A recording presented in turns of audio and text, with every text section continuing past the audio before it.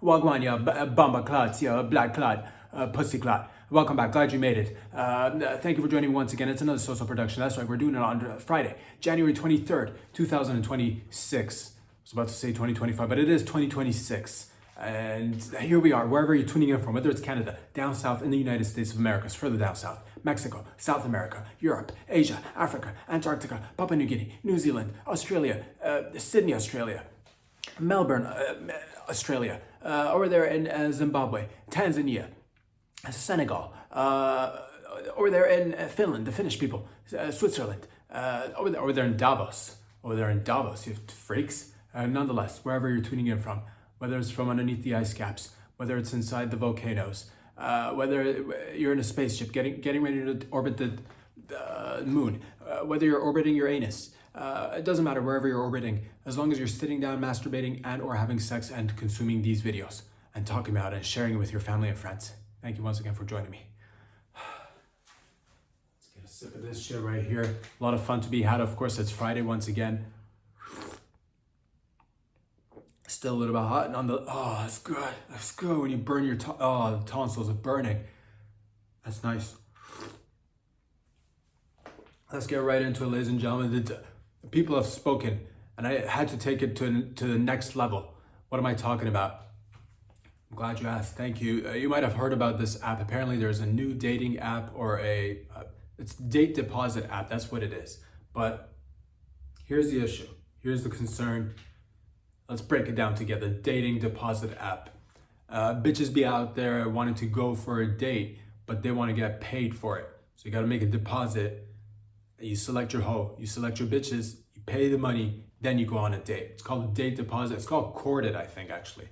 I haven't even actually looked it up in the app store to see if it's legit, but I've heard of this. But I got to nip it in the bud. Or rather, take it to the next level. I want that to exist, but let's just cut the fat together. I've learned one thing. Pursuing this dream, pursuing this art that is comedy, is to cut the fat, but also fat is good too. Delicious fat. I've never complained about fat on my steak, so I don't know what that term really means. People seem to be wanting to drop weight, which is one more form of cutting the fat. Which, by the way, I gotta say this to all the celebrities out there: if you are losing your fat, guess who's got them? Yo, boy. There's gonna be a time.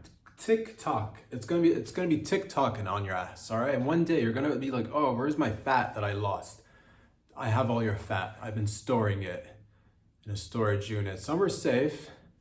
And one day when all your monetary and material needs are met, all the accolades have been collected, all the stamps have been stamped, all the stars have been given out, all the weird necklaces have also been given out. You got medals, you've got plaques, you've got buildings named after you, but one day you're gonna be like, oh, there's something missing. What is it? And you're gonna come to a realization that you're fat. You're like, I wish I never sold my fat.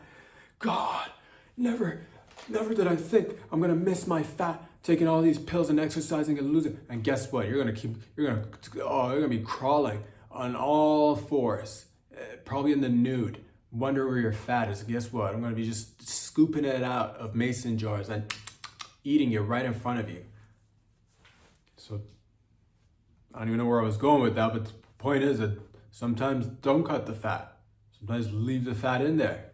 Doesn't even matter. The point is, ladies and gentlemen, that this app is extra, is what I was trying to tell you. You gotta cut the extra steps. The date deposit app, let it exist, because I don't want to take away anyone's business out there, but I think we need a better service. It's called, I don't have a name for you. I'm trying to come up with one as we speak right now in real time.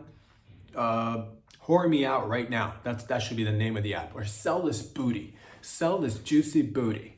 Sell this juicy booty. That's got a nice ring to sell this juicy booty app. And men and women, both men's and women's, the two gender sexes, can get on these apps and both be a purchaser or a renter rather of puss. I'm talking labias. I'm talking the flappy ones, flappy long labias, the ones that like, the ones that like waddle, the ones that shake, the ones that look like little, you know, slimmer testicles. You know what I'm talking about, because that's what they really are, slimmer testicles, long labias. Those ones, even the ones that are tucked in, you can buy those ones too. All kinds of puss, tucked in, the ones with the hood, puss with the hood. You can search it in the app. I want puss with the hood. Give me that one. We'll have all sorts of categories. Oh, I'm in the market for, let me ask you this, ladies. Always looking out for the bitches out here. Has it ever been, I don't know, 2:36 in the AM and you're like, where do I get some uncut meat? Where do I get some of that uncut cack? Uncircumcised peen. There you go, banging your head against the wall. You'd ask your friends, hey Becky, it's Stacy. I know it's 2:36 in the AM. You wouldn't happen to have some extra uncut meat on you, would you? Like a minimum 6 inches at least. Standard is 5.2. That's what the average size is, but doesn't matter. You're at least 6. That's the street standard. Street standard says 6. The books, the real standards numbers say 5.2 is the average cock size. So again, doesn't even matter. The point is, you're like, you know, 7 inches uncut. And Stacy's like, oh, I'm sorry, Becky, I've only got one uncut 6-inch cock, and it's my own, and I found it on the street. And there you are, you're like, and you text her back, you're like, I'm so happy for you, Stacy. I mix up their names, doesn't matter. But whichever one texted the others, I'm so happy that you found that uncut cock. God. And then you hang up, and then you drink all night long, and you grab one of those vibrators, one of those large ones, the ones that like, you know, the ones that vibrate the entire bed and everything. That one, you just rub it against your clit and you're coming, you're climaxing, you come, but at the end of the night, you just want to be held for at least 5 to 15 minutes. And guess what? That vibrating mechanism device thing that you got, the blow dryer that also vibrates your fallopians, that one's not gonna hug you, is it? Which is where we step in. Which is where we come in. Thank you. So you get on this app, you go and select the type of cock that you want, and again, pay, you set a price. As a seller, as a promoter of your own bot, you can set a price and you can actually bid on it too. You know, I'm looking for like, you know, 20-30 minutes of uncut meat. You can bid on it, $50, $100, or as high as $1,000, $2,000, $5,000, but it's a free market. It's less is fair. All right. Ladies, tired of these, all the dating apps. Once this comes out, this Whore Me Out app, all right? You can set your own price, $10,000. You get an evening with me, ladies. You could say that. Ladies. You take a picture of your tits. You get an evening with these tits. You'll say that $10,000, and you can motorboat these tits, and then you can grab make a short 3-second video of you, like, you know, taking a little duck, the ones that you take to the bathtub with you, and then put it between your tits, and then wiggle your tits right, and smother the duck, and tell the man, this could be your dick, man, for $10,000. And there you go. Next thing you know, someone swipes right. Next thing you know, you're meeting somewhere. Next thing you know, jism is being collected. Next thing you know, you've already gotten paid. It's all electronic. No need for cash transferring of the monetaries. No. Once somebody selects and agrees to the terms and conditions, we got your direct deposit right there, $10,000 in your bank account.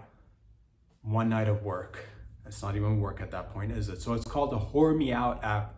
And again, men, it works for you too. Whether you want to sell cock, whether you want to sell that booty, whether you want to, you know, and you can select all kinds of service. You can opt in and out of all the service. You like, I'll do sloppy toppy for $75. Meet you quick 5-minute sloppy toppy in your car. I'll meet you anywhere. That could be your thing. I'll meet you in your car. Sloppy toppy 75, in and out, 5 to 15 minutes. We high five after. No need to reach in your wallet. I've already been paid. Thank you. Whore me out. Lick that booty right now. I don't have a good name for it yet. We'll come up with one. But somebody patent this. Somebody timestamp it. Oh God. Gotta get some down the line.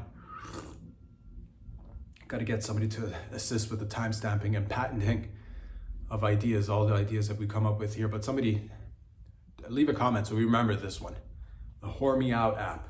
All right.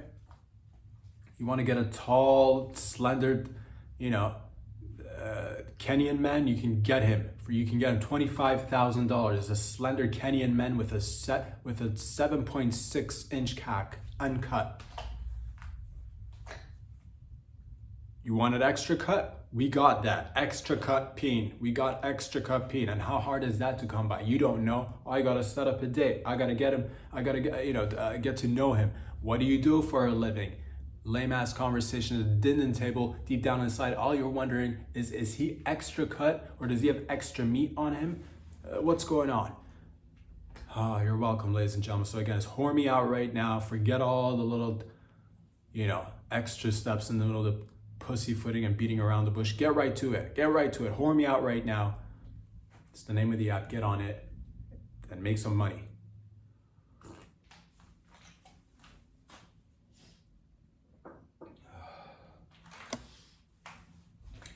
Ladies and gents, crack that neck.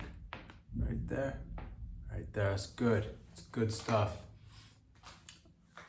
Believe there's a whole meeting going on. There's a whole bunch of meetings been going on. And one of the new, we'll get into the meetings, but before we do get into that, I believe there's a new group, there's a new entity formed. It's called the Board of Peace. I believe it's Trumpezi's new board group. All right. So I don't know what it's gonna do. I think it speaks for itself. It's a board, it's a group, and it's concentrating on peace. I think it started off as concentrating on peace for Gaza, but it's quickly developed into, if it works for Gaza, it'll work for other places. So it's a Board of Peace. I'm on board for this one. I'm on board for this one just because peace, we can talk about it all day and every day. But until we make it sexy, it's not going to take effect. So this, I'm hoping, because it will bring money into it. And that's what it needs. It needs a lot of money. I believe the initial fee to get into the Board of Peace, you pay $1 billion. Every country can pay $1 billion, and you get into the Board of Peace, and you sit there, and then with the monies, you bring in entertainment. You bring in dancers, belly dancers from the Middle East. You bring in, the Russian dancers, the ones that, get low to the ground and kick out their feet in front of them, those ones.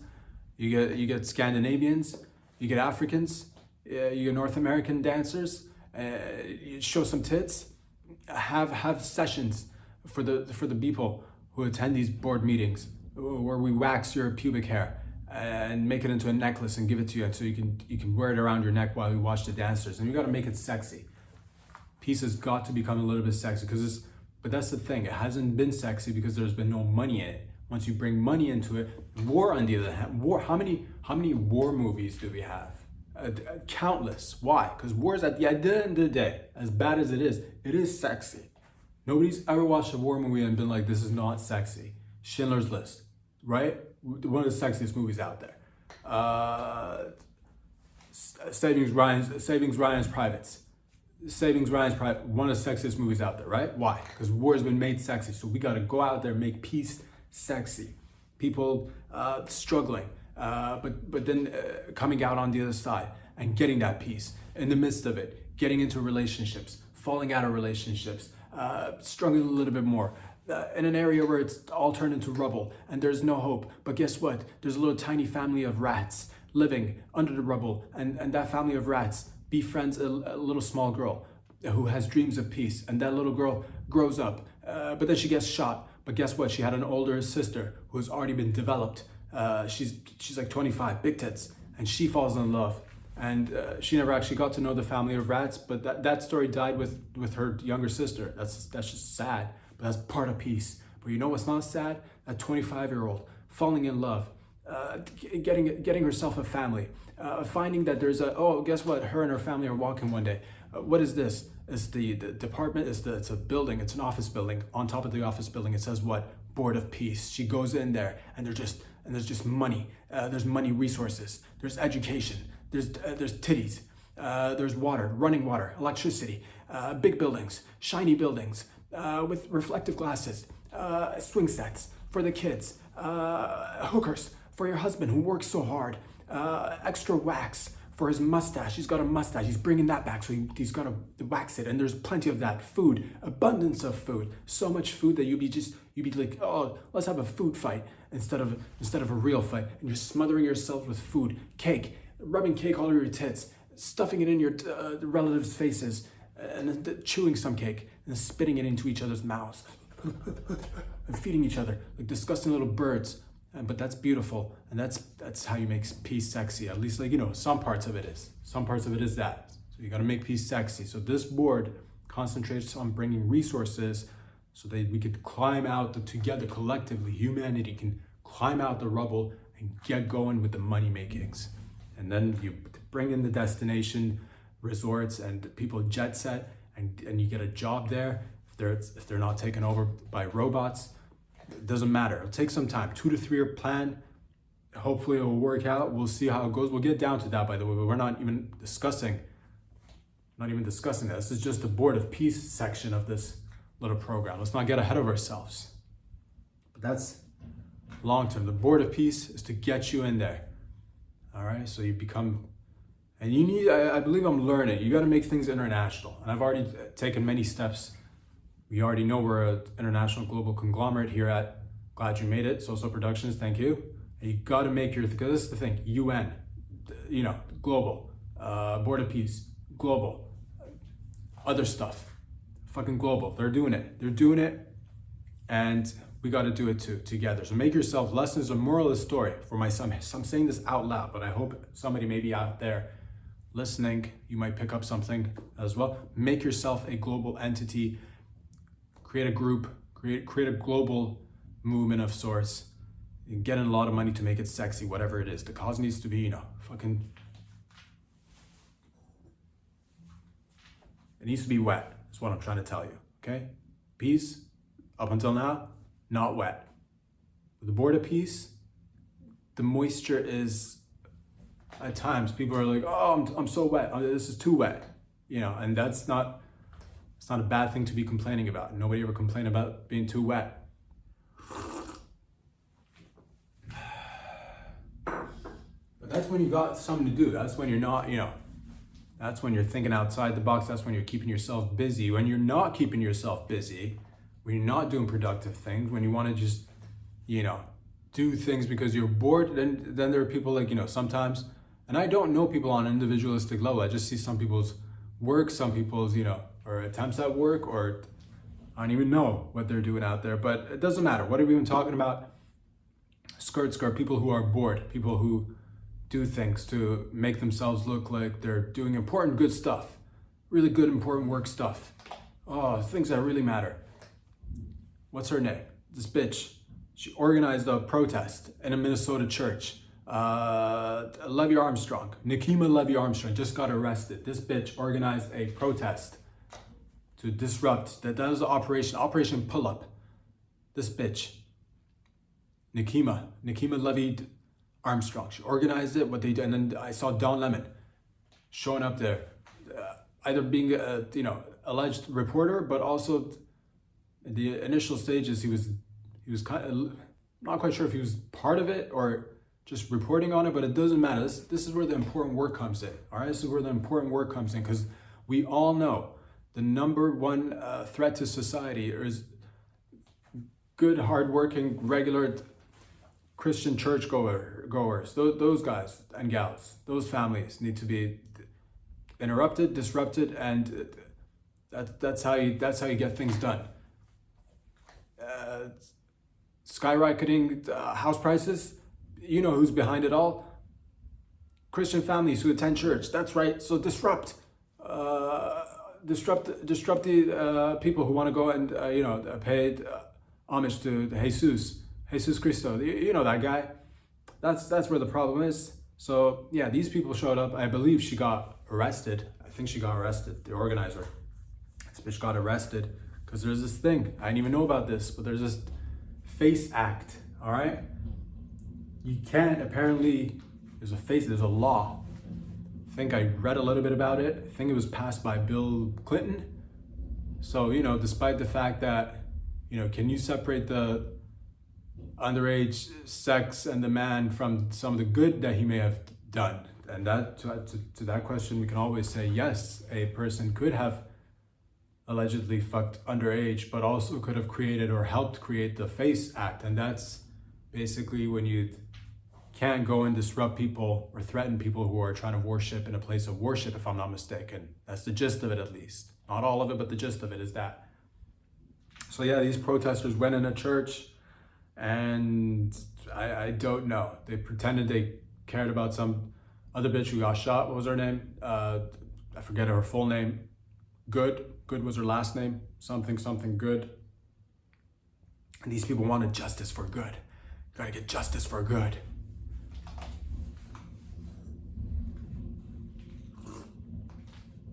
And ask the big questions and ruffle the big feathers. That's right.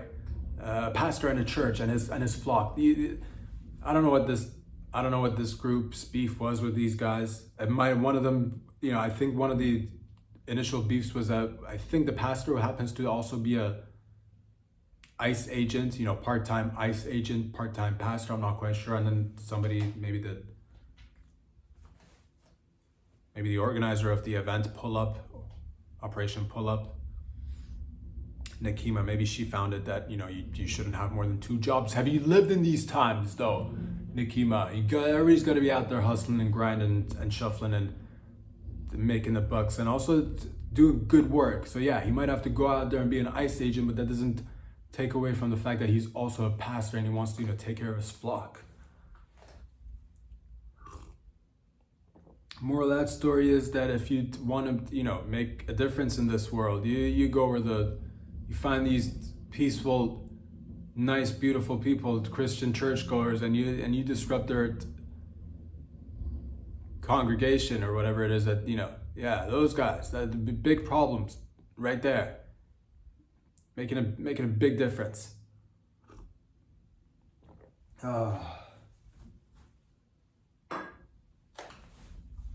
Putting up the W's for justice right there, ladies and gentlemen. What else is going on? I believe that a lot of people have been asking for this, and I know what you're thinking. When is it gonna come my way? When am I gonna get mine?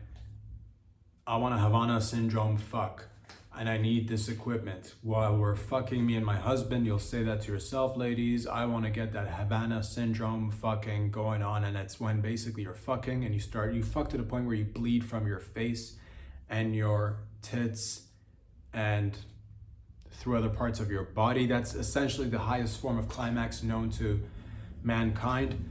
I do apologize for we're trying to roll out as much as possible. This equipment is not going to be readily available to the masses immediately. So if you are looking to because that's all everybody on the streets, that's all people are talking about. They're like, oh, I want to fuck, but I want to fuck like the Havana syndrome, or fuck me like you were about to give me the Havana syndrome. That's the new slang, that's the new street term for like, how good do you fuck? Do you even fuck till she comes from her ears? And by coming from her ears, I mean bleed from her ears. Do you fuck like that?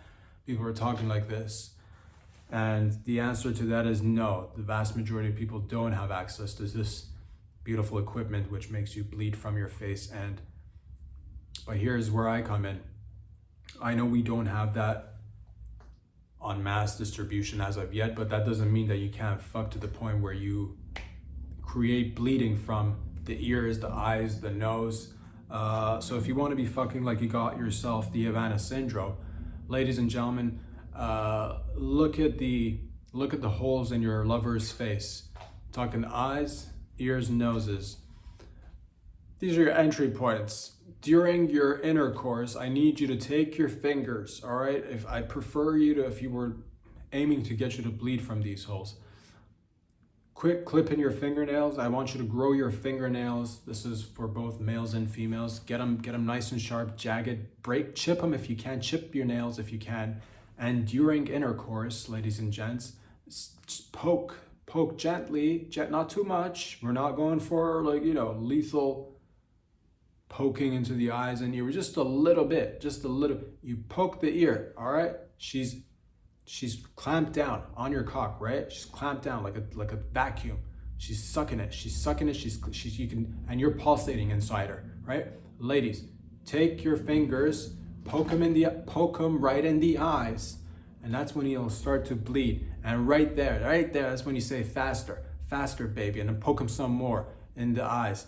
And then take your index fingers, both fingers, jab him right there in the ear. Not too much. You don't want to damage his brain. You just want to get a little bit of blood going through the ear holes. All right, ladies?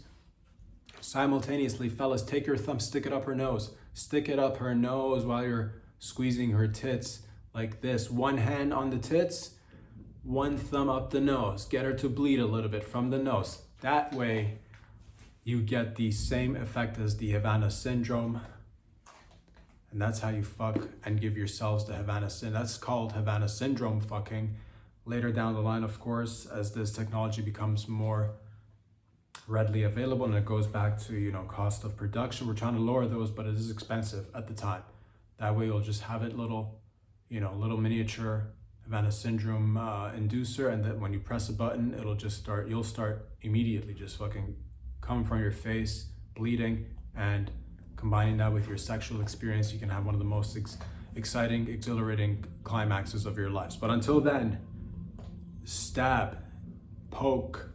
If you're like, I'm not too sure if I'm ready to take those steps, it's more of a visual that really takes it up a notch for people. So if you're afraid of a little blood, if you're puss, you know, if you're a little bit puss, and you're not willing to go the extra mile for your lover, take some ketchup out of the refrigerator, and as soon as you're about to come, just pour that in the face holes. We get the mouth, the ears, the nose, cover it with ketchup so it gives the look or image of bleeding from the face. It's not the same as poking, of course, or stabbing with fingers, but it'll do. And you're like, I don't know how I feel about ketchup. You can go with strawberry jam for all I care. All right, I'm providing you steps that you can take to get yourself closer to that Havana syndrome fucking. You're welcome.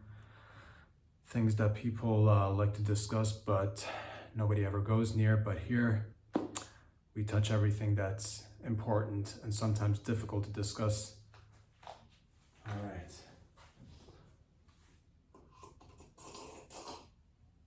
Because that's what players do. Players be playing, and we do the things that people want us to do. So here we are. Here we are. Family Feud edition, of course. I'm not familiar with this young man personally, but I have followed or watched his dad as a young man. I used to look up to a certain degree. To whom I'm talking about David Beckham. David Beckham, soccer, because I loved soccer when I was a kid. Loved soccer. God. And David Beckham was one of my favorite players growing up. I remember I even had a little Manchester United jersey, and I used to have I loved soccer so much. And he was, again, one of the players that I loved. Wear that little Manchester United jersey and just, you know, go play soccer, you know, pretend I'm a great soccer player. Just fucking try out there, kicking the ball, chipping it, slide tackling myself, lacing up the boots, putting up the shin pads, lubing up my jock strap. That's right, lubing up my jock strap. A lot of people don't know about that aspect of soccer, but it's a key component, and they say the better you want to play soccer, the more lube you should get in your jock strap. Nonetheless, David Beckham is a soccer player that I liked. Those are the good days. Those are the good days of Man U. Man, I'm talking Paul Scholes, Giggs, Rooney, Beckham. Come on. The times change. Nonetheless, what am I talking about? He has offspring. He got together with Victoria Beckham from the Spice Girls. And then he had offspring. And lately, one of his offspring has come and made news headlines. I'm talking about Brooklyn Beckham. I believe he is the eldest son of the Beckhams. And David Beckham and Victoria Beckham, you know, outside of their careers, for David it was soccer, for Victoria it was music. Outside of that, they've done so much and they've accumulated a lot of wealth. And they've climbed the social ladder from humble beginnings all the way up to basically like royalty, essentially. They're up there. I think he's even knighted, if I'm not mistaken. Like, he's up there. He's not like he was. So this is a little bit hopeful. This is nice. This is nice. If you believe in, like, you know, work hard, get somewhere, climbing. If you're into climbing, this should get you going a little bit. So he climbed. David climbed. Victoria climbed. climbed. They climbed, and they might not be like, I don't know people's like, I don't know have everybody's like, personal background stories. I'm gonna go ahead and say he's not a blue blood. You could say he's not pure blue blood, but he definitely rubs elbows with like, he's up there. He's up there. Again, if I'm not mistaken, knighted. That's kind of a big deal. Not really, but it is. Low key, it's not, but it is. You know what I mean? When an elderly man takes a sword and just taps you on the shoulders and he's like, you're knighted now, nighty night. And from then on, you just fucking go and you operate in the night. You become knighted. You're like, oh, I can walk in the shadows now, in the dark nights. I'm a knight now. I'm night. You're no longer morning. You're no longer, just the day. You're no longer a day walker. You're a night walker. But nonetheless, what have we been talking about? That's right. David Beckham's son, Brooklyn Beckham, has come and spilled some tea from the family. Apparently, they're feuding. I don't know what about, but this has got my attention for some reason.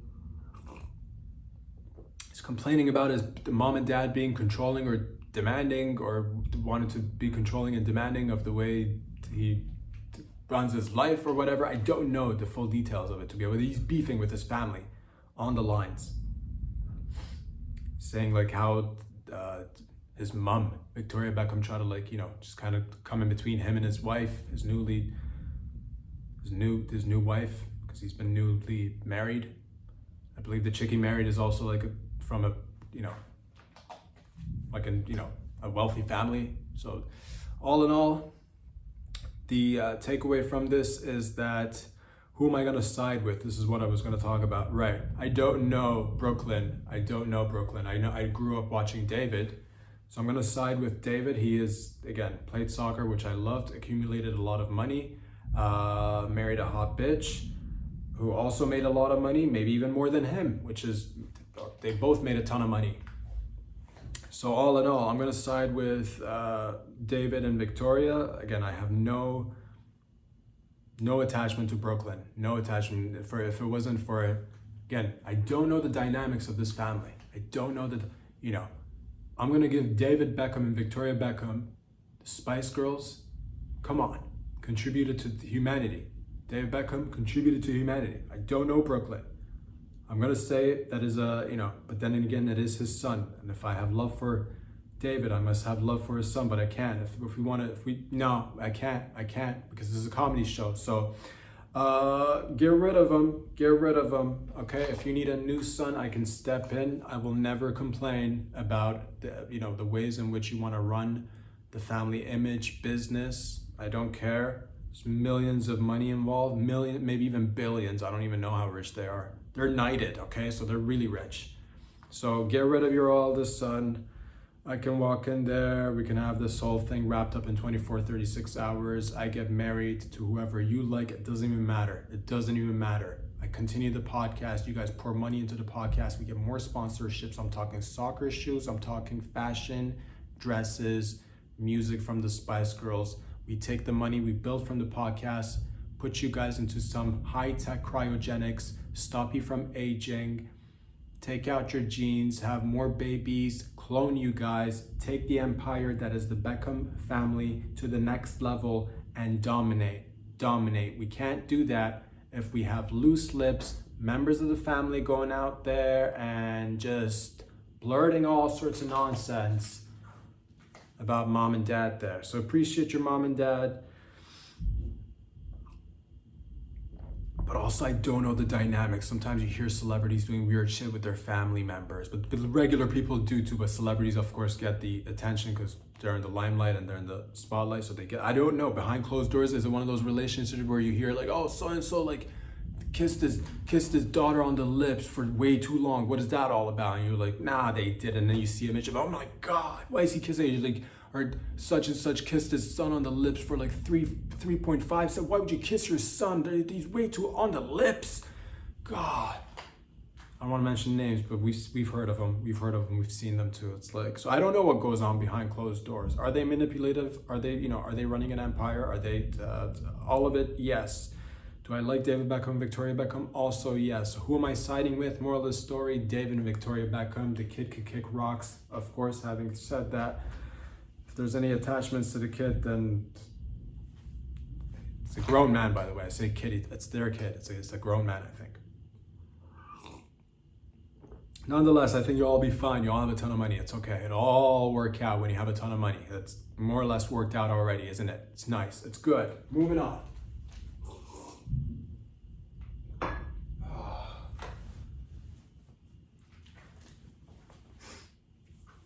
At the end of the day, I guess the takeaway is that it doesn't matter how rich or poor you are. Everybody has, family dynamics. So there you go. That's the takeaway. Money doesn't buy happiness. Buys a lot of it. And it's not a little bit. Let's just say that money doesn't buy happiness, but buys a lot of it. Buys a lot of it. So I think they're missing the quantity portion of that statement. Ladies and gentlemen, what else is going on? I believe, let's get to the global events. Let's get to what is happening. I believe Davos, Switzerland is just hosting. Is it still going on? Is it finished? It's still going on? The WEF, the World Economic Forum, is being hosted.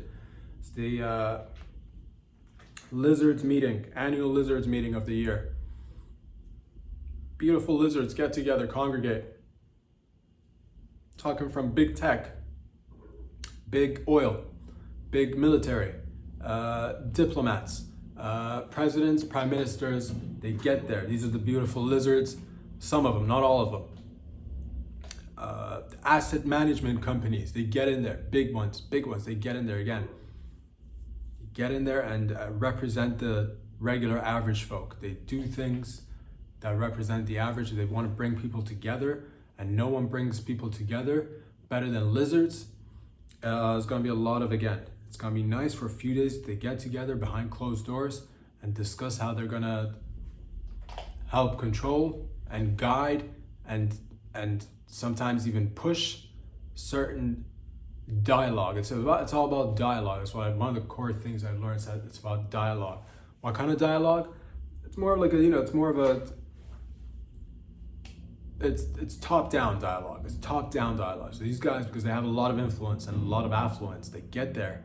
They're top-down dialogue. They don't talk to the regular folk. They don't talk to these guys are not concerned that, because it's a lot that they got to take care of. We're talking about billions of people, and this is maybe like a handful of people, or maybe a bunch of hands, not many people in this upper echelon portion of society that have to, decide the fate of the entire human experience. And they have their own agendas. They want to, they have their own, it's a globalist organization, meaning that they want to kind of merge everything together, kind of create like a hive mind, if you will, have a global governance system, which, it's, again, these guys are full of emotions. They may be lizards, but they're filled with emotions, thoughts, desires, aspirations, like you and I. They might differ a little bit. Like you and I might not maybe achieve, personal little tiny goals here and there,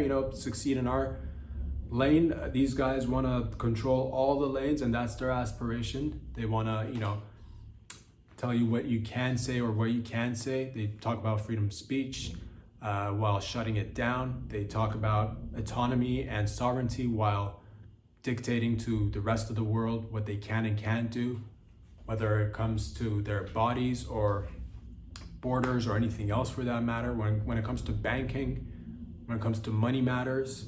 So it's beautiful. These guys are the types of people that, again, when the shit goes down, should it go down due to either a man-made or a natural-made disaster, these lizards are going to be the hope and future of humanity. All right.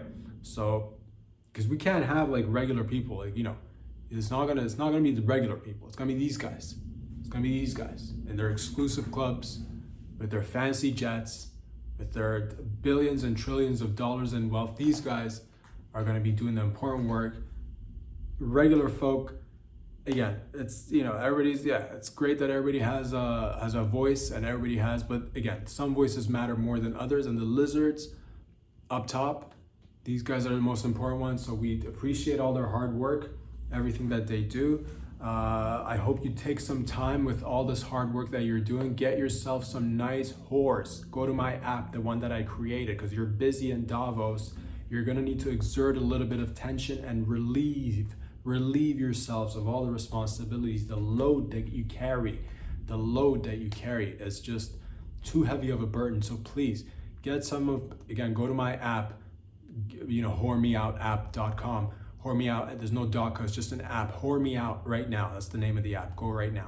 Sell this, buy this booty right now. Get yourself some prostitutes while you're in Davos. Jizz on their back. They like it. They like it when you jizz on their back. And if you'd like, we can jizz on your back too. So again, I don't know the lizard's preference, but we do have a ton of options for the elite to also have fun and do the Lord's work essentially. And you know, Witch Lord, these guys, it's you know, the Dark Lord, these guys are on, but nonetheless, the Lord is, you know, it's a Lord. There's definitely serving a Lord. It's not easy work. All right, ladies and gents, so it's beautiful to have this organization exist and do all their work that they do. Bringing it back for a second, if I may, I believe the Board of Peace, again, like I mentioned, it was requiring a $1 billion entry fee. Different people have been invited. Putin was also invited, and he is willing to pay the $1 billion, which is nice. What else did he do? I believe he also did a cold plunge. Putin does a cold plunge. I didn't know this, but there's a video of him, because is there anything this man doesn't do? I want to see Putin in Eastern Promises 2, because again, we've all seen the horseback riding, the bear grappling, we've seen the jiu-jitsu, and now this, the cold plunging. Nothing preserves the manly juices and raises the testosterone like the cold plunge. Again, I do want to see him in the Eastern Promises. Давай, I give you the $1 billion. They take it from the frozen assets. Yeah, давай. We take the frozen assets. I do a little cold plunge to get the babushka going inside me. Once I get the babushka, I bring the proshk over there, and then you take the assets, the $1 billion frozen assets.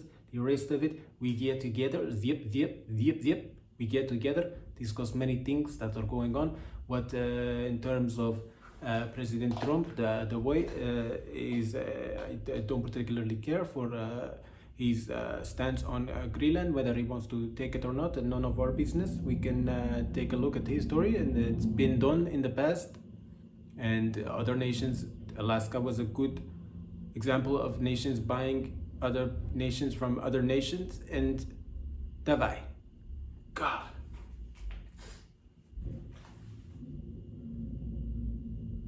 He does need a little bit more tattoos, though. I do want to see more tattoos on his body. I do want to see more tattoos. I do also want to see him sitting inside like a hot sauna, conducting a meeting, and then people going after him, but like he's an assassin, but he also ends up killing the assassins that come after him. Давай, дай.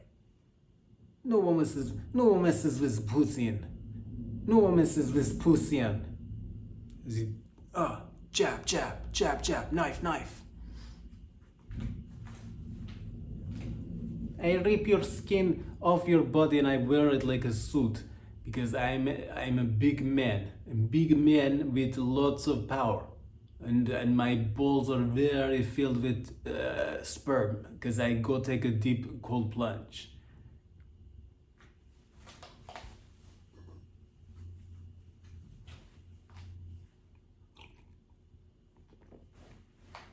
So there you have it. There is Eastern Promises 2 hopefully coming out very soon. Watching a little clip that came across my feed. I believe there's a gentleman, I forget his, what's his name? Socrates, if I'm not mistaken. He's on a show called My Strange Addiction. I don't know the show, but it came as a little clip. He's living with 120 snakes. And I have different thoughts and feelings about this. 120 snakes. That is... I think I've made my stance clear in the past in terms of how I feel about snakes. Don't care for them. They're not my, as the species, as the animal itself, they're beautiful to look at. But from afar, I wouldn't want to personally deal with a snake. I don't care for, like, if I have to, I will. But it's not my, I'm more of a dog and cat dog person. But if, cats are cool too. But, I'm a keep it simple kind of guy myself. But this fella, he's living with 120 snakes, which I don't know how I feel about that. Guys with snakes, this is not even one snake. This is not that one guy with that one snake. Or like 5 snakes, or even 10, it's 120 snakes. That's so many snakes. I low-key thought about it, like, why would you have 120 snakes? If he uses it the way I think he might be using it, I might have a little respect for it. Because low-key, the guy who has 120 snakes, there's definitely gonna be times where you fuck, right? Where you fuck. But then you gotta introduce whoever you just fucked to the 120 snakes. It's not a lot of people. I'm guessing not a lot of people are gonna be cool with 120 snakes living in your home. So if he's using it the way I think he's using it, which is to scare away potential people who want to cling on, that is actually low-key genius. Just have one of those weird-ass hobbies, like, yeah, I'm the guy with 120 snakes, bitch. But, like, make love to her and then introduce her to the snakes. And be like, I'm all about the commitment. I totally want to stay in this relationship. By the way, walk into this room, check out my 120 snakes. Most bitches would walk out. Most bitches, even if it was the greatest sex, even if he's a nice guy, if he doesn't want to be in a relationship, that is a great way to kind of deter a lot of people. Because again, it's not 1 or 2, it's 120 snakes, all right? It's the middle of the night, you're hungry, you want to go grab a sandwich out of the fridge, you open it up, what's in there? It's a snake. My God! Put it down, walk back. What did you just step on? Children's toys, because of he's got stepdaughters or stepsons with him? Are those his children's toys? No, he just stepped on more snakes. Good God, I'm just gonna run to the bathroom, take a quick leak, and go back to bed. Hopefully there will be no snakes in the bathroom. Lift up the lid, sit down. Oh my God, what is that in there? A toilet bowl, another snake. Jesus Christ, forget about pissing. I'll just piss when I get back to my own place. Let me just crawl back into bed, my goodness. And it's dark and you crawl back into bed and you feel something slithering over your body. What is this? A giant ass anaconda giving you a hug. So in a sense, again, I do respect it if it's for that, for wanting to, just, I'm that guy, 120 snakes. Want to be totally in a totally committed relationship. If you're cool with the snakes, I'm cool with us being in a committed relationship. You want to slay over? Just like have the snakes on your lap, on your shoulder 24/7. That is, could it be worse? Of course, it could be worse. There are probably worse things to collect and have as a hobby, but 120 sticks. To each their own. I respect it. I get it. From a player to player, Socrates, I see it. It's actually kind of brilliant.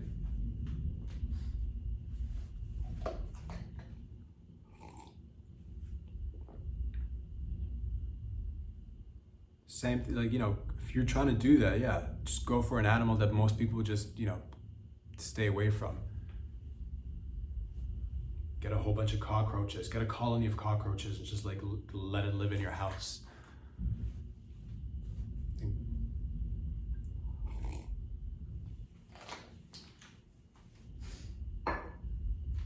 What else is going on? I believe I saw a clip of a wild buck, a young whitetail. This is in Suffolk County. Got stuck in a bank and the police had to get inside this bank, and this buck was just running wild and kicking and screaming and trying to make a bank deposit and take some money out, and he was having a struggle, and it was a difficult time, but the cops managed to pull him out finally. But I'm just making this as a public service announcement. If you need to subdue or tame any wild animal, here's a few simple steps which you can take, anyone can take, to tame a wild animal and guide them to safety need be? Should they break into a bank in the future, a local owned bakery, a little, wood shop that makes arts and crafts, the little tiny bookstore? If you have a wild animal, and I don't care what it is, whether it's a bear, whether it's a reindeer, whether it's a bunch of snakes, whether it's a kangaroo if we're talking about the bush down south, whether it's a sloth and it's just, it's not a danger, but it is low-key taking up space, and you need to subdue and tame these animals. A wolf, a rabid wolf has just broken into your tire shop, and now you're wondering to yourself, how do I get a hold of them? If you control the genitals, you control the animal. Always remember that. So first and foremost, roll up your sleeves, locate the genitals on the animal, all right? If it's a male, you go and grab its penis. Grab the penis. Start jerking the animal. Once the animal feels you jerking, they will start to calm down. Guide them out of the facility whilst jerking, all right? If they're female, right there, finger the animal, finger the female wolf, and guide him or her out of the facility. Again, if you control the genital, you control the animal. You're like, I can't see if it's a male or a female. You can't go wrong with going inside the asshole. Anytime there's a large animal, they never tell you this on National Geographic or Discovery. If you want to be in control of a giant brown bear that's about to and this could be outside and camping too. This is not just people with businesses that might get overtaken by wild animals. Might be outside camping one day, you catch yourself encountering a giant ass bear. You're like, oh, do I play big, go small, play dead, cry a little bit, touch myself, get in the fetal position, call somebody, quit panicking. Locate the genitals, control the genital, control the animal. Find the bear's asshole, fist the bear. No one said this, no one's talking about you. Fist the bear. You are the bear at that point. You do whatever you want to do with that bear by simply inserting your entire arm up the bear's ass. And you can have that bear working at a circus. You can skin that bear alive and use it as a rug and a starter for beautiful conversations in the future. But all you gotta do is just simply go inside the asshole. A giant elephant is threatening your village. Locate the genitals, control the genitals, control the animal. Okay? You're like, what about giraffes? Locate the genitals, control the genitals, control the animal, all right? How do I tame a wild horse? Control the genitals, control the animal.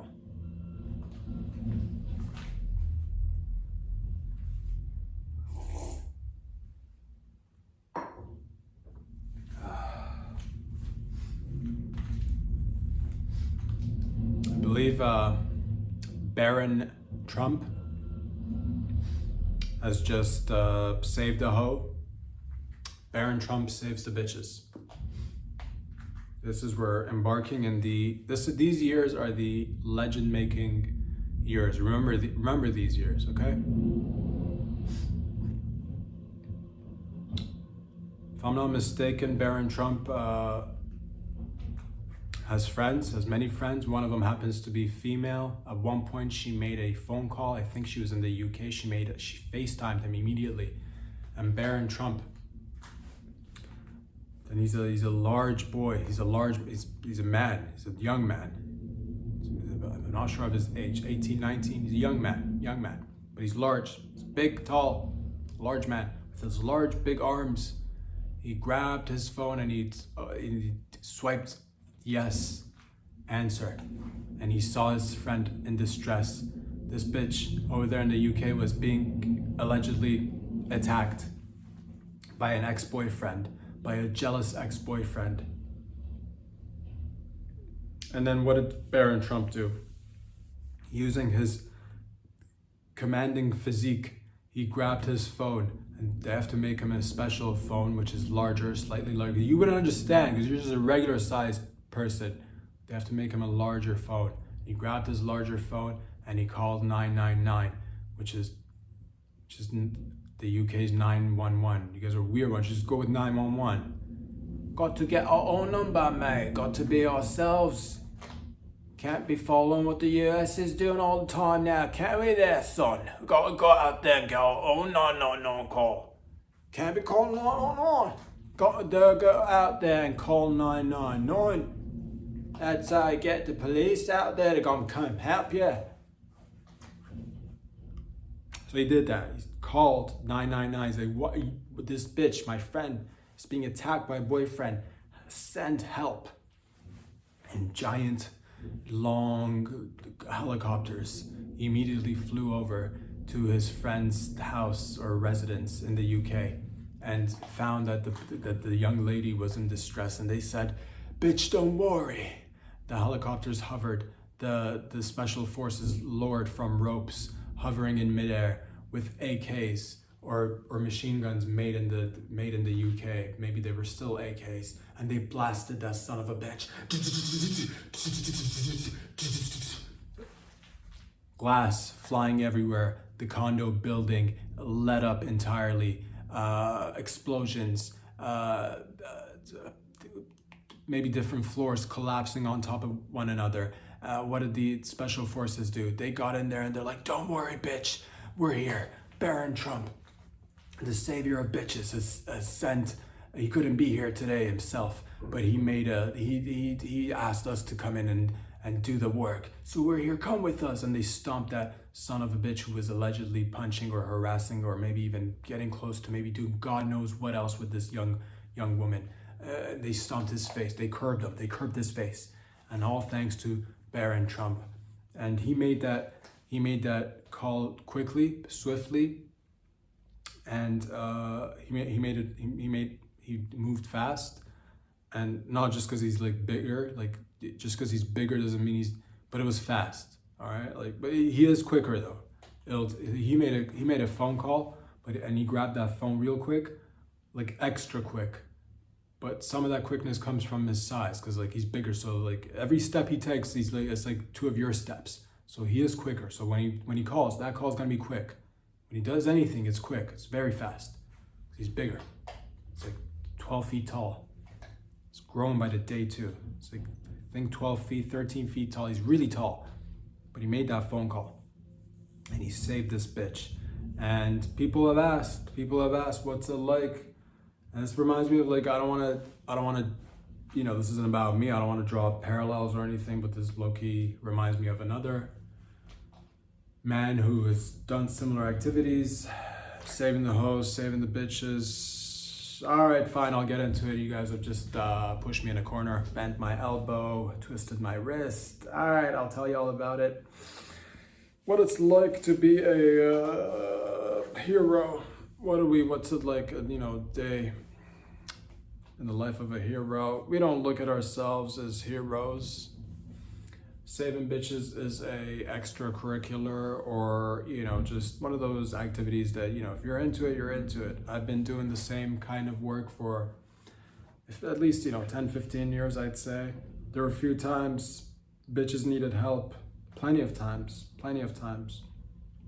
Like this one time. Just a few weeks ago. And this one, I didn't even do this one because like she was hot or anything. This one, she was old. It was just like one of the first snows of the year. And they hadn't cleared out the sidewalks. And I see this old bitch just struggling with her walker. And she turned to me, could you help me, sonny boy? Could you give Granny a push? And I fucking went behind her, dog. I went behind her and I kicked her in the ass. Fucking right there, grandma. Get out of here. And she just flew. She got on her way and she just flew out the way because she was stuck. It was kind of uphill. But I kicked her in the back and she just fucking flew down. And she like took many steps, maybe even tumbled. But she got to where she needed to go. And that was out of my way. So that was just one instance where I helped this bitch. And again, she wasn't even hot or anything. Now, how do you repay? We don't do this sort of thing to like, get repaid or anything, but because again, he's Baron Trump and these are the legend making years. And again, we're talking about a young man. He's not going to go out there and boast about himself. Not gonna be one of those guys. So we'll help him get what he deserves and what he needs in terms of, how do you pay him back? He just saved your life. When you meet up with him next time, again, we're talking about a young prince, you just give, sloppy toppy. That's, little handy, little blowy, little sucky, and that's how you thank your friend. But again, this just reminds me of many, multiple times that I've saved bitches myself. Just like many times, many times. Like if there's, like bitches don't know, but when I'm about to like cross the street, I look both ways. Not because I need to look both ways. I look both ways because like you never know. And it hasn't happened many times, but there's been many times where like, if there's a car coming and there's a bitch about to like cross the street, I start walking a little bit just because I'm like, if there's a car, let me get in there should a bitch need saving. Now it's never come to that point where I've pounced on and saved the bitch because of oncoming cars. But again, they don't even know I'm doing this shit. They don't even know I'm doing this, but I take the step and get in there between the car and the potential dangers that may lay ahead and say, bitch, you don't know if that car was to rev up and come at you, I'm gonna just come at you shoulder first and I'm gonna take you to the ground. And yeah, sure, you might get hurt a little bit because I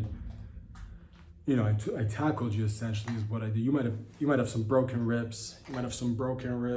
You were 9 months pregnant, about to give birth next week. Your baby just died, but I saved your life. Because of the car and you're like, there was plenty of room for the car to pass, and it wasn't even close to me. That's from a woman's perspective. You don't know when a car is too close or not. So I'm there mentally. I'm there, just ready to fucking like get in there. But again, fucking hero shit, no big deal, whatever.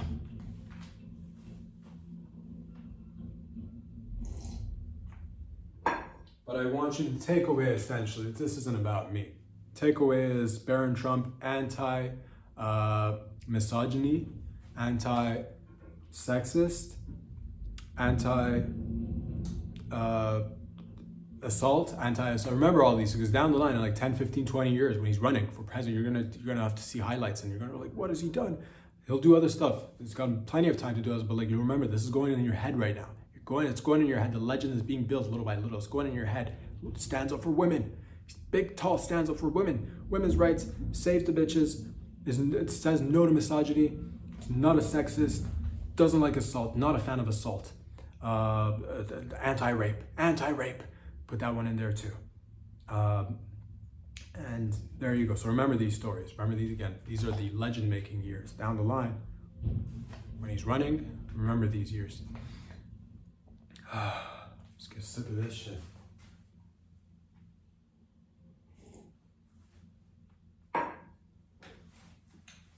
Going back to, I guess, making yourself an international entity or a global assembly or a board like the United Nations or the Board of Peace, whatever you're doing out there. The people who have, because we can learn from everyone. I try to learn from everyone. Bill Gates, Larry Fink, the head of BlackRock, big asset managing company in the world that buys a lot of property and invests in trillions of dollars worth of asset managing in different sectors of the world, whether it's tech, construction, fucking military equipment, everything. These guys, I like these guys, and again, you got to learn from everybody. What does Bill Gates, what does he do that we can all learn from? These two, both of them, Billy G, Larry Fink. What I'm learning from these older guys who've been in the money game for a really long time, they do what's called the Gypsy shuffle. I'm trying to learn this as I go along the way in my life. Hopefully one day get to implement it, and I'm hoping some of you guys and gals out there, we should implement it. It's called the Gypsy shuffle. All right, what's the Gypsy shuffle? It's the 3-cup mani, okay? It's the 3-cup mani or the 3-cup shuffle. It's the Gypsy cup game, essentially. You know, where's the ball? You got 3 cups, cover the ball with the 3 cups, shuffle them around, keep your eye on the ball, keep your eye on the money, keep your eye on the ball. The money's the ball, keep your eye on the money.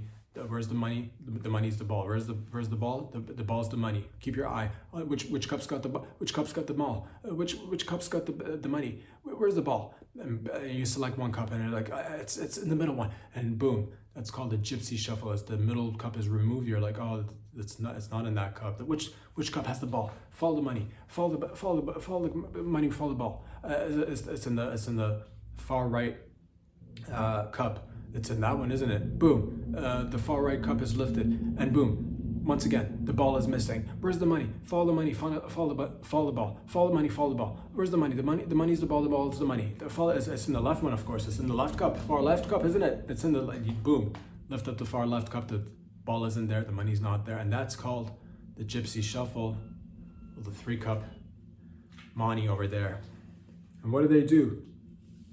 Bill Gates, whilst going out there and telling, you know, countries, nations, global entities that they should be investing in zero carbon or no carbon or, you know, non-fossil fuels form of energies, he goes and invests in fossil fuels and energies in companies like Chevron and other ones that I can't remember at the moment. But millions of dollars, where he's telling governments that you should be investing in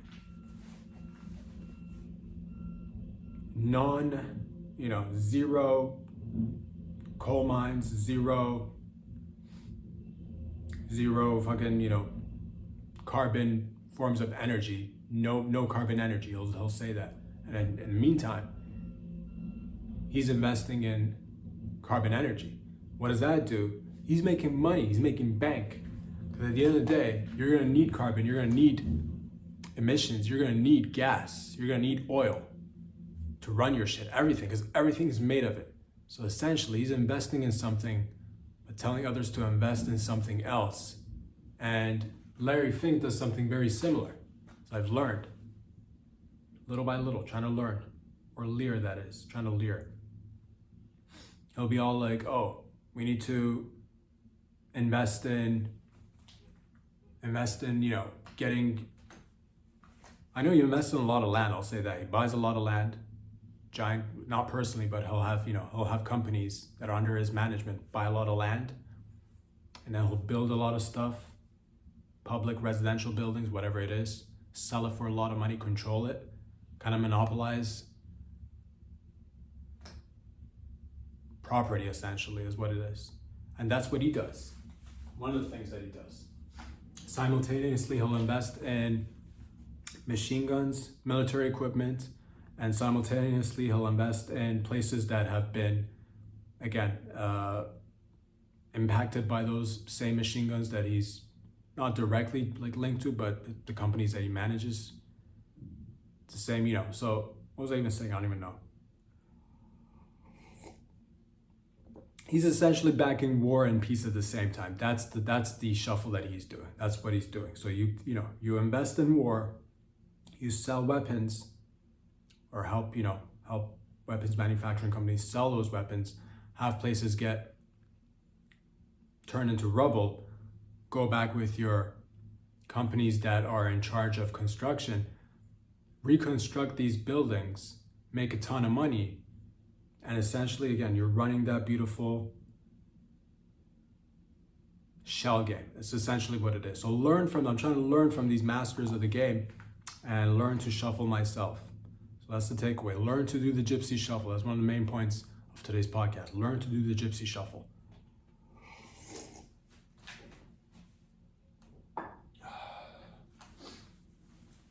A beautiful Toronto man just posed as a pilot and got himself a whole bunch, hundreds of flights over a few years. I believe from 2017 to 2019, he was posing as a flight attendant. Later, he quit or got fired, I don't know, but he did it for a couple of years, but then went on to pose as a pilot. Now I think he's being charged for posing or impersonating a pilot. I'd like to represent my client and say that he is guilty of only being a smooth operator. I'll say that. Because here at Gladyamadeit Social Productions, we love people who impersonate. We love people who wear costumes and show up to places and do fake work. We enjoy that. Because life is short. You gotta have fun. If somebody is impersonating other professionals doing work, I'm all about it. The fact that he managed to do this, it's whoever didn't catch him doing it. Like, I don't know how you go as a flight attendant and then somehow pretending to be a pilot. I mean, you gotta, I guess, get the pilot outfit, and then I'm guessing there's some cards you gotta have, like a little badge or something, or a little clip-on plastic badge that says you're a pilot, and you gotta scan that badge somewhere. You're in a database, so you gotta have access to the database. It's a whole bunch of shit that goes into it. Essentially, this is very impressive is what I'm trying to tell you. It's very impressive to be able to be a flight attendant and then go pretend you're a pilot and get many flights. The onus should be on the airlines that let this happen. It's humiliating for you guys. It's ridiculous that this happened. But good on this fella for being able to pull it off. I don't think he should get any time. If anything, he should point out the holes in your system which enabled him to do this. Learn from it. Probably could be turned into a movie. Also, could he impersonate other, because a pilot it's a pretty difficult job to impersonate. Be like, I'm a pilot, and then there's a lot of questions that need to be asked, I'm guessing, before somebody actually, decides to take you as what you say and say you're a pilot. Like, there's a whole bunch of people, like, again, scanning of the cards, going in databases, showing up with the credentials. How does that? I don't know how you pulled it off, but again, this is what the men of Toronto do. This is what we do. Very proud to hear this. This is from Canada. That's Canadian shit right there, son. That is fucking Canadian shit right there, through and through. I forget his name. It doesn't matter. Your country's proud of you. I'm proud of you. To all the other people who are, he could essentially get into, again, this story could be made into a movie.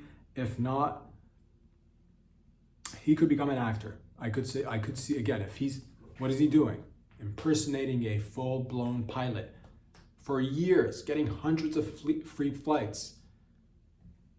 Forget his name. Maybe I'll hashtag it. It doesn't matter.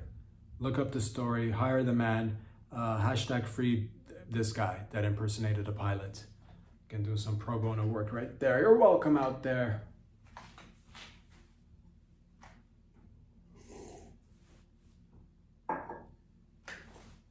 Emmanuel Macron of France, president of France. He showed up to the whole, again, a lot of these lizards have shown up to the WEF Davos. He was wearing sunglasses. This is not typical behavior from quote unquote world leaders to wear sunglasses as a world leader. It only makes people speculate about the causes of you wearing those sunglasses on your face. Could it be that again, let's go through the options as to why he's covering his eyes. Lizard activity, right? You got a lizard procedure. The eyes are you're setting in, the reptilian eyes are just setting in. You got to let it set in. So you got to cover them so you don't freak people out. Is it that? I'm going to go with something else. Probably, I don't think the reptilian surgeries take that long to heal. I personally, if I were to deduce from what's been going on in the past with him and his allegedly male wife, Brigitte Macron, that one with the cack and everything, allegedly, she's a man, who knows? Definitely a groomer, allegedly. Maybe a pedophile, allegedly, I don't know. But again, weird. But we've seen them scuffle in public. We've seen him push Emmanuel, when they were coming off a plane a few months ago, a year ago, I forget when things happen, to be honest with you. Sometimes it's just, life is moving so fast. Some time ago, not too far back, there was a video of him being pushed by his bitch, on an airplane. He's like, get out of here. Because he was one of those like drunk pushes. It was when a bitch gets drunk and she gets handsy. She gets fucking handsy. She's like, get out of here. Smeared his face. I'm guessing she eye poked him. You know? Maybe they got into even a bigger fight. And she eye poked him nonetheless with the sack my cock. And she's getting old, so she's gonna have to take a lot of pills. And he's like, I gotta go. Fucking take more pills, bitch. Take more pills. She's like, suck on my baguette, because that's French. Why don't we drink some wine and you suck on my baguette? She said that. He's like, I don't have time to suck on your baguette. Brigitte, I don't have time to suck on your baguette. She gets fucking handsy and pokes him in the eye. How to remedy this? I forget the name of the company that makes these gloves. We've heard of them. I forget the name. There's a deal meant to be made with the UFC. The gloves make your hands kind of like curl in, your fingers curl in, so that you can make a fist better, so that you're not. A lot of people have been eye poking. Eye poking is no fun for anyone, whether you're in the UFC or just, you know, doing spousal abuse. So give her the gloves so that her fingers, they're like curled in, so at least she punches, so there's no eye pokes, at least, you know. And if your bitch is beating on you, let's take this time to, you know, despite the fact that we stand up for the bitches and we save and rescue them without seeking any form of recognition or any sort of like, you know, flattery or, you know, any sort of accolades or anything like that. We do got to protect the males too. Some males sometimes do get abused by their spouses, which is quite embarrassing because you're getting beat by a woman. Which is, again, it's not a laughing matter at all, but it could happen. It could happen to, you know, it's, you know, some people might say, I'm not going to say it. Some people might have the opinion that it's puss behavior. I don't know. People say all sorts of foolish things all the time. So I wouldn't buy too much into it. It's, yeah, men, women, it doesn't matter. Don't point hands on anyone. Again, I don't know the full story behind this, but I'm just trying to, you know, deduce from what I have to work with. And the glasses tell me that there's some sort of tension going on between the two. But again, could be, you know, it could just be a wild night at Davos. You're partying, you get yourself some hookers from my app. Okay, sell this booty app right now. Sell this booty buy this booty right now. You went to my app, and you know, you guys got a little bit. You gotta fucking keep it clean. All right, I know we all got access to hookers, and you gotta keep it clean. You can't fucking do anal activities and then wipe your eye, dude. That's how you get pink eye. That's how it gets fucking infected, dog.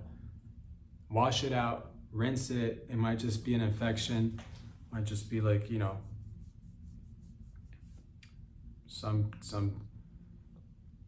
bitch came and like female ejacked in his eye and like, you know, cut his retina open, and now he's got to wear those sunglasses. So who knows? Is it weird? A little bit. Will we all move past this? Of course we will. Of course we will.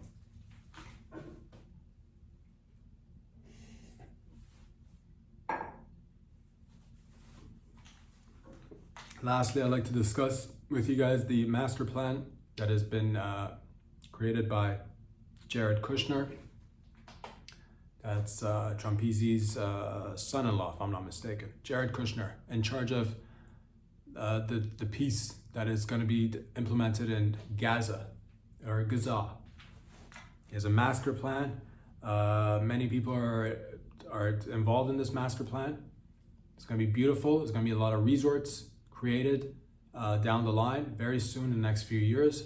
Resorts, nice beautiful buildings, shiny areas for kids to play on, and you know, it's gonna be great. It's gonna be going to be created with the help of investments, which again goes back to what we were talking about earlier, making peace sexy.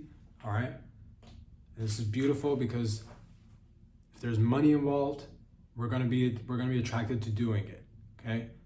Thus far, peace has not been sold properly. I like Jared Kushner right now just because he's going and trying to sell peace and make it seem sexy and attainable, which again, big picture, not a bad thing. Not a bad thing at all. How will it work? Again, a ton of money, people having to invest. It's gonna take steps like getting Hamas to demilitarize. I don't know how that's gonna happen, but it will happen. It will happen with either friendly negotiations or possible if need be, some blood needs to be shed, then blood will be shed, motherfuckers. That way, it'll be done.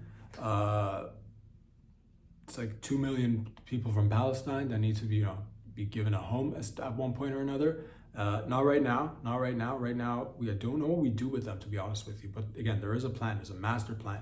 In the meantime, just keep, just fucking lay low. The resorts will come. It's going to be a destination where people from all around the world visit. It's going to be gambling. There's going to be casinos.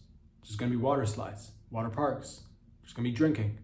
Maybe. Not quite sure. Probably. Got to open it up to the public. Got to have drinking. Gambling, spending money, concerts, boxing, MMA fights, held in that area to attract more people. And if this goes well, ladies and gentlemen, which I'm hoping it does. If this goes well, this could be a new way of implementing this model. We could take this model and implement it in different regions of the world. And we could have peace, making money, making bank, making it sexy. But we do need, there needs to be war in other places to go and implement this, which there is a ton of conflicts around the world. So this is actually a great plan. It's a master plan. It's a master plan involving a lot of people. Not many Palestinians. I've not seen one single Palestinian, but again, doesn't matter. They don't have the means, the resources. It takes a lot of it. Change comes from the top. Despite a lot of people like to say, oh, change comes from the bottom. Change comes from the top. Comes with the money. All right, that's where the change happens. Change doesn't come from the bottom. It comes from the top. So this is good. Maybe bring in a Palestinian guy next time. One guy, just one guy at least. But in the meantime, it could go really well. Could it go sour? I don't think so. Maybe. I mean, there's a possibility. That, but money will be made. Nonetheless, it'll be sexy. The construction project is going to be beautiful. It's going to be sexy. It's going to be a glamorous spot. Let's all be optimistic. And in the meantime, the takeaway, today's, I guess, encompassing theme is do the Gypsy shuffle. Diversify your portfolios. Invest in different things that funnel in to the same thing, which is your bank account at the end of the day. Invest in both sides. You want to be arming the conflicts and you want to be in charge of reconstruction projects. That's the takeaway that I'm getting from all this. Have your hands in as many pies as possible. Become an international entity. Don't limit yourself to one side. Get involved. Make it big. Make it happen. Make it large. Make it sexy. Until next time, peace out. Get out of here.